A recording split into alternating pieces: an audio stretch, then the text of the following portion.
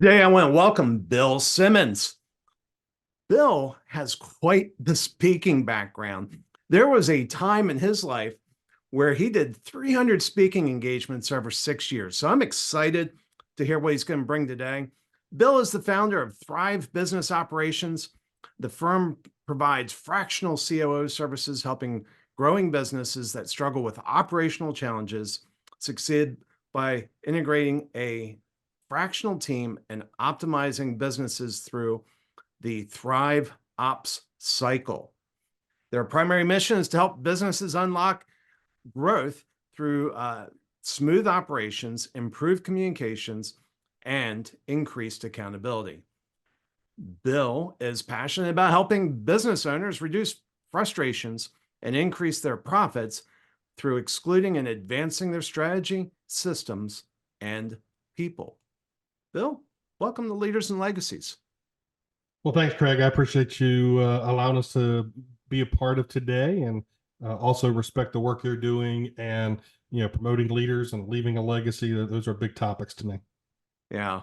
So, it's funny. We were talking a few minutes ago, and you were talking about, being in the Baltimore, Maryland area, which always perks my ears because I grew up in Maryland and haven't lived there in a long time. But then you said you lived in Columbia.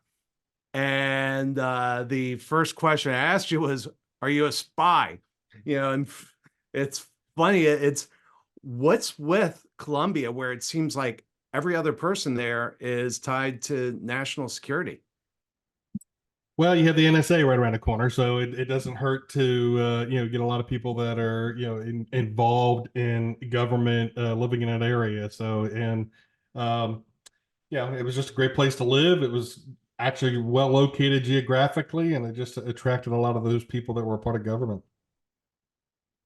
And this is a little bit off track, and we'll get back on track here in a second. I remember years ago reading some stories about Columbia, and there were, Columbia, for those that don't know, was kind of one of the early kind of design communities, and it was supposed to be just this really amazing community. And it was going through a period where it was deteriorating. And one of the most fascinating things I saw was the story said that you would see people on the streets taking a baseball bat to the and swinging it at the base of a light. And I guess it would make the pole vibrate and make the light bulb go out. And do you know why they were doing that? I honestly do not. They were getting ready to do some drug deals, and they didn't want the drug deals to be illuminated by light. Oh yeah, okay. Um, and so, but we're going to touch on that because that's an important part of your story, but and what you were doing there. But let's kind of go back a little bit. You started off in the business world. What were you doing when you started off? Yeah, so right out of college, I started working for a retail organization that honestly no longer exists. It was a part of similar to what you would see today in a True Value or Ace Hardware. So it was before the Lowe's and Home Depot big box stores kind of took off, and the company's headquarters were out of Butler, Pennsylvania, but we were kind of one of their satellite stores at the beginning, but very quickly became a buyer for the company. And, I was 26, 27 years old, spending $20 million a year. And, which in today's world and in business spending is probably not that much. But back in the 80s, that was a big deal, and I'm thinking, like, why are you letting this young guy, do all these things? But, it really taught me a lot about leadership. I had a great relationship with the president of the company, probably one that I didn't appreciate enough in real time, but in retrospect, realized how much of an impact he had on me.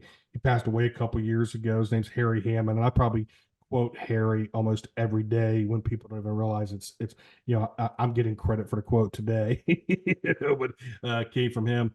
But worked it for about 8 years, kind of growing up through the company, doing a lot of different even back then was a fixer. The company would send me to certain stores or certain departments that were underperforming, and saying, okay, let's do a turnaround here. So very early in my career, I was, recognized and trained in how to really take chaotic things and organize them to be more effective and efficient.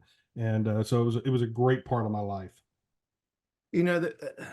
There's a couple things I want to ask about that. One, so you were overseeing $20 million transactions in your 20s. And one of the places my mind goes, anytime I hear about large movements of money, I think about corruption and the risk of the desire of anybody when they see an opportunity to enrich themselves, to take advantage of that in an improper way. And and that had to be a risk when you're buying that much. There's, the vendors are looking to ingratiate themselves to you, sometimes in honorable ways, sometimes in dishonorable ways. How do you protect an organization from the dishonorable ways? Well, at the risk of feeling like it's common sense, we both know that in today's world, there's not a lot of common sense, but really it's no one person having all the keys to the kingdom. You really have to protect and have, an open communication, open policy, and no one person being able to sign off on just about anything, right? There has to be checks and balances, other people involved in the transaction, so nobody is isolated from those things. And not to jump off, but we've worked with clients that have had exactly that. One person who had too much autonomy, and therefore that for lack of a better word, that corruption takes place. So really, you have to protect yourself as a business, and trust is a big deal, and you want to give away trust. I always said I prefer trust over suspicion, but you have to have trust with wisdom, and trust with wisdom says you protect the individuals and you protect the organization. Well, I believe part of protecting the individuals is keeping them out of a situation where they're tempted. Mhm. We're all human. We all have temptations, and we all have those moments when we're presented with the right opportunity, we may not make the best choice. And so I see, having those systems in place as being something that's thoughtful and compassionate for the people that are faced with those choices. Well, yeah, absolutely. I think you would always want to. That's why you share both. That it's you're protecting the individual and you're protecting the organization. Um, many people do things that they say they would have never done, but they just didn't know until they were in the circumstance to do it. Right. So let's keep them out of that circumstance. Let's keep them out of those situations. And I think that's important to do to protect everybody. Yeah. And the other thing that you mentioned in that was, you found fairly early in your career that you were able to create order out of chaos. Mhm. What what would you say is your kind of your magic formula there? What is it that you see that allows you to do it when others fail? Well, I think the key to turning chaos into order is clear communication and clarified expectations. I think a lot of times what happens is when our communication is confused and our expectations aren't clearly communicated, that's honestly the majority of where chaos comes from. I actually have a faith background, so I use Genesis chapter 1 to chapter 2 right away. In the beginning, God created the heavens and the earth, and it was chaos and void with no form. And then the next verse says, "And God said." So in other words, in the middle of chaos, in the middle of confusion, God spoke something, and then from there, order began. So I think as leaders, we have to be mouthpieces for effective communication and clear expectations. And when we do that, we can start taking the steps of turning chaos into order. Yeah. Well, and something you said, I think, kind of leads into the next phase of your life. You said you told me that you left the traditional workplace and you went off on a little, excursion for a few years. Yeah, I did. I had an opportunity to work with teens and young adults, and took an opportunity as an executive director eventually of a nonprofit that focused on college interns coming for 2 semesters from August through September. We had a 33-acre campus in Columbia, Maryland, where we talked about there. And these students would come, and we had an extension campus of various universities from throughout the country. And these students would learn how to do both urban outreach and public school outreach. So I was young and skinny and had hair, and I used to do public school assemblies. If you remember those, we would, and I always say, it had to be a little ballsy to stand in the middle of a high school gymnasium with 3,000 high school students and a microphone. Like you have to be, pretty quick on your feet if you're going to do that. And so our organization did a lot of that, and I ended up doing a lot of recruiting for the organization and obviously fundraising. And so it allowed me to travel quite a bit. But we were also teaching about how to make impact, and we were training students to think outside the box and to serve in ways that they may not have thought was possible. And to this day, our organization, as a small firm delivering,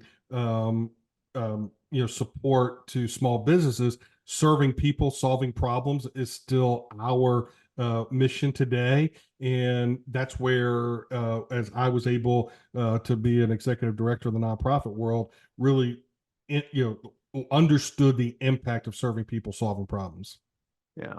Now, you said urban outreach. What does that mean? Yeah, so certainly inner city. We were really focused on Washington D.C. and from a variety of so much need in the inner city. So over our years there was a lot that we were involved in one aspect to another. Learning how to collaborate with like-minded organizations and government agencies, and impacting children, impacting the underprivileged, connecting where homelessness was a big part of what we did.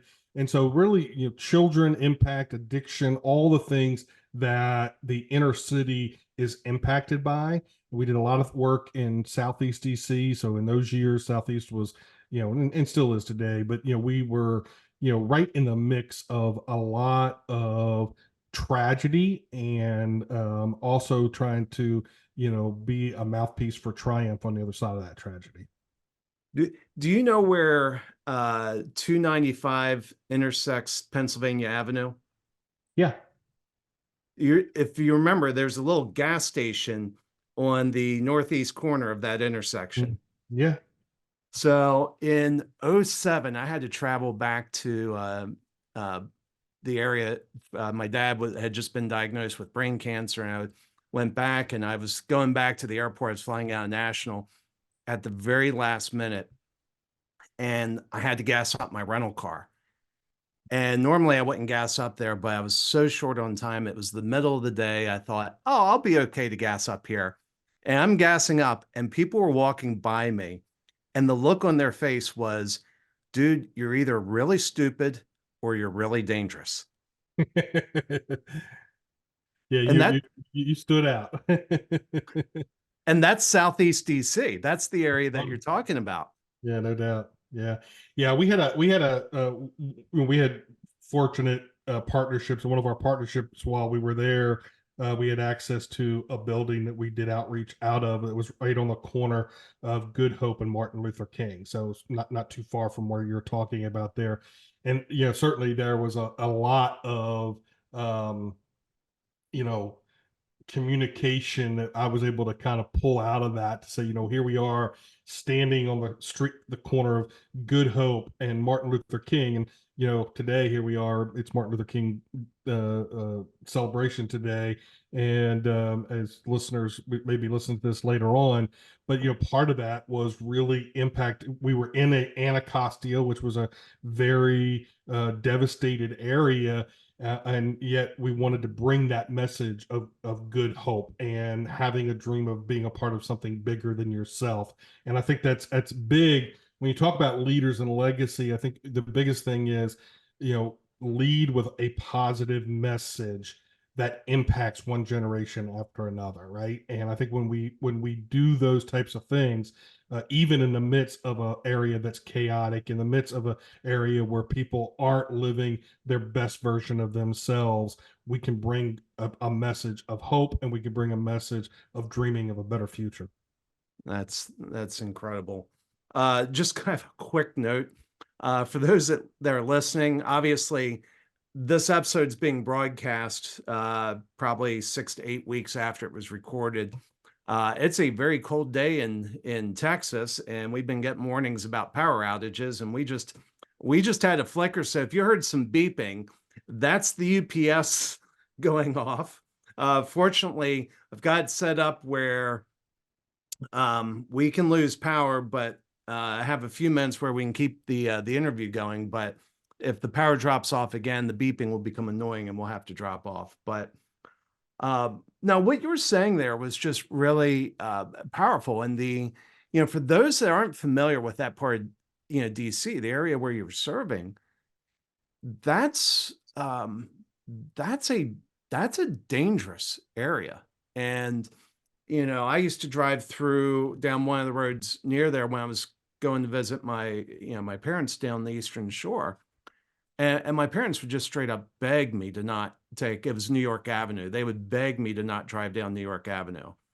And that's, of course, been gentrified, and, it's a lot different. But I remember going down New York Avenue and just seeing police cars with sirens blazing, crossing over New York Avenue to go deal with whatever was going on there. And it was frequent.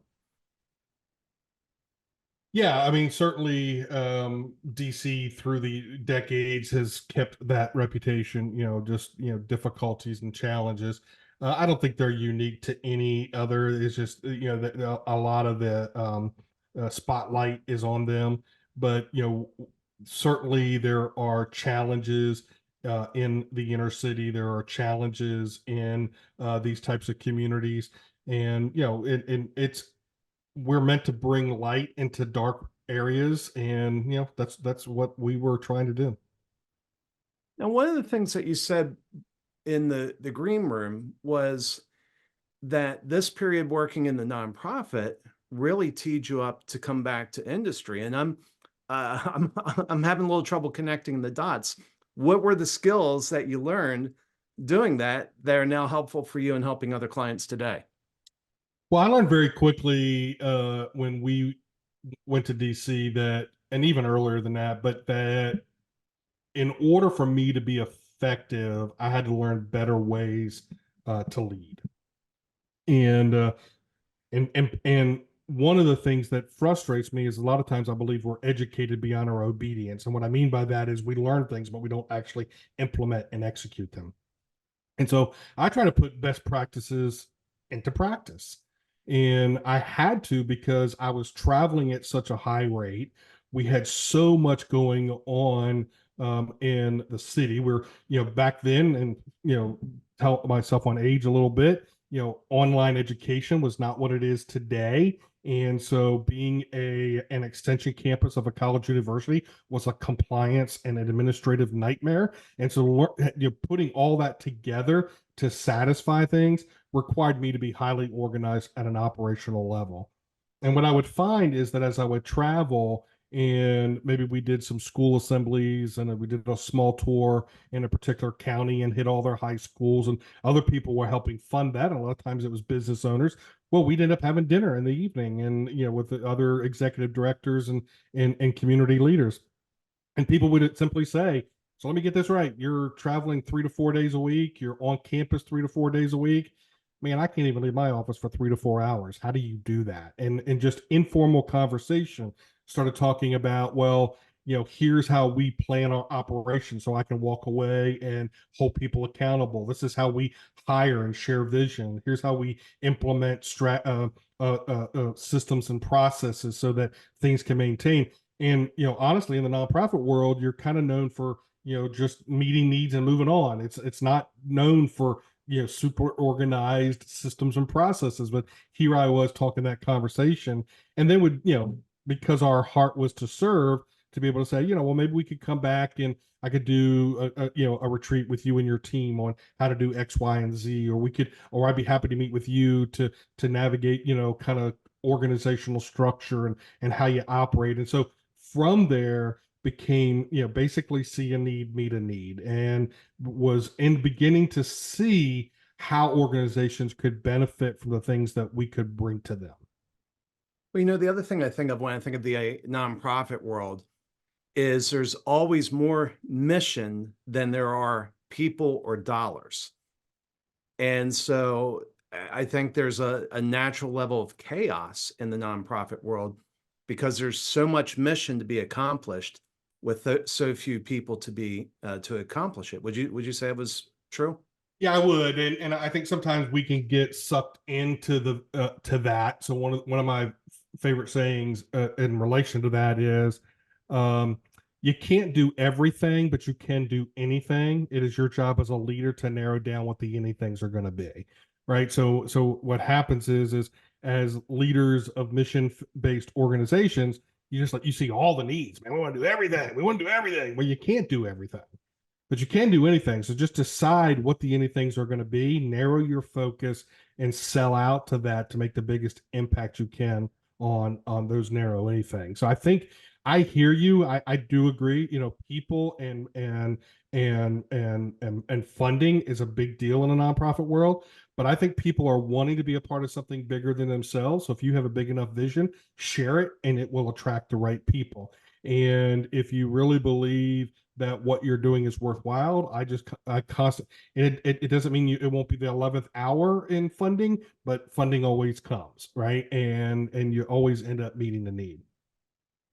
There's a theme that I'm seeing. It started with your first job out of college. You discovered that you could go into chaos and bring order to it. And then you move into the nonprofit world and there's chaos, but it sounds like you brought order to it. Mm-hmm. And so that's pretty cool. That's pretty cool. And so now as you work with people, because that's the description of so many business owners, so many entrepreneurs, they're just, life is chaotic. Mm-hmm. And I love what you said. You can't do everything, but you can do anything. And how's that apply as you coach businesses now? Yeah, I think it's narrowing the focus. And one of the biggest things that we really focus on today is how to help run a business 90 days at a time. And I believe business is a marathon of sprints, and every segment of the sprint is about a 90-day, the quarterly rhythm. We call those quarterly sprints as a process and how we deliver our fractional COO services.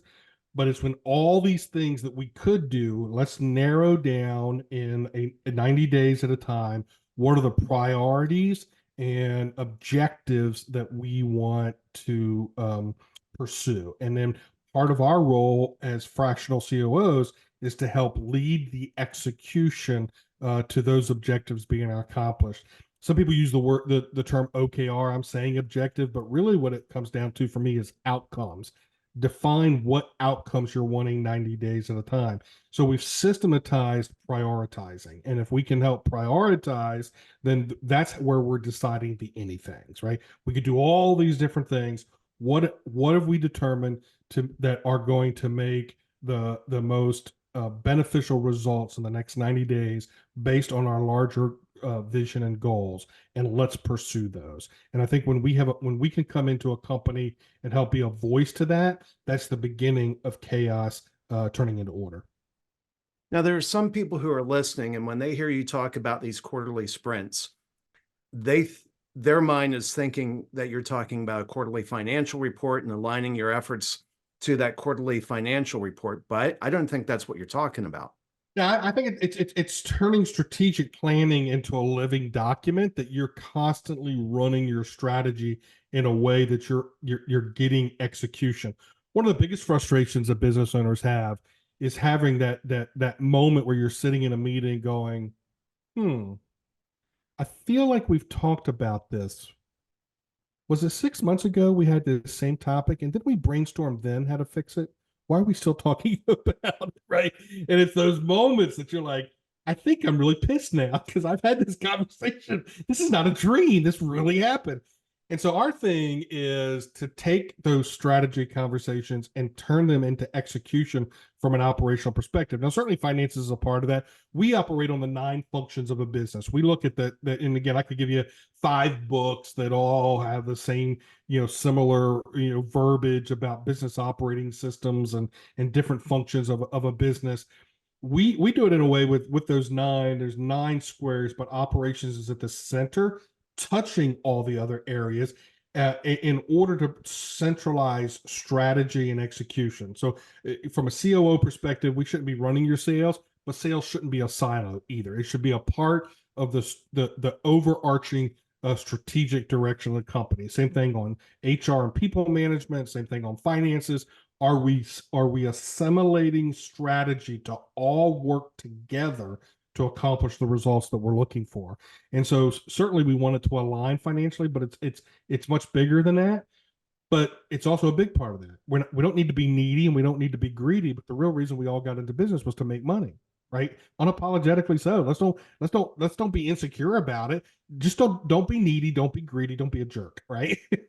and I clean that up. But at the end of the day, we're building a business that's meant to hold financial results. We're doing everything we can to increase our capacity to create as much revenue as we can, to create as much profit as we can, to create as much cash flow as we can. All of those things are important. But if we don't get the people thing right, we don't get the marketing and sales thing right, we don't get our actual financial management right. A lot of people simply lose. They're good at making money, but their financial management is so poor, they can't ever seem to get the traction they're looking for as a company. And so we want to align all of those aspects and make sure that we don't have chaos in silos of different business functions, but we're assimilating it in a way to execute at a high level. Yeah, and let me give another plug for quarterly sprints, because when I work with clients, this was one of the most powerful things I did was move to quarterly sprints. And what I found was before I did that, whatever we were doing, there was always more to do. And so when we would accomplish something, we then would fixate on the next thing.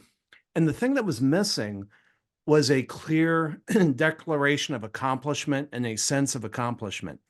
And one of the things that I love about quarterly sprints, and our clients love them as well, is at the beginning of the quarter, we set out goals. We get to the end of the quarter, we review how did we do against our goals.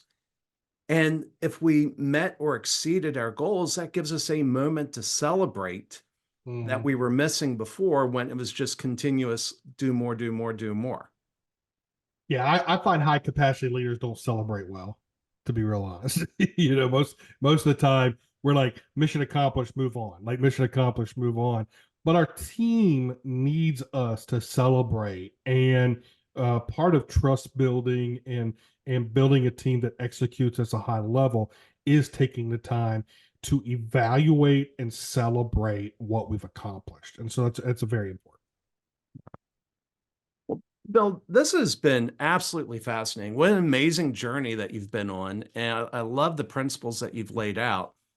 I'm sure somebody that's listening wants to reach out and have a further discussion with you. How do they reach you?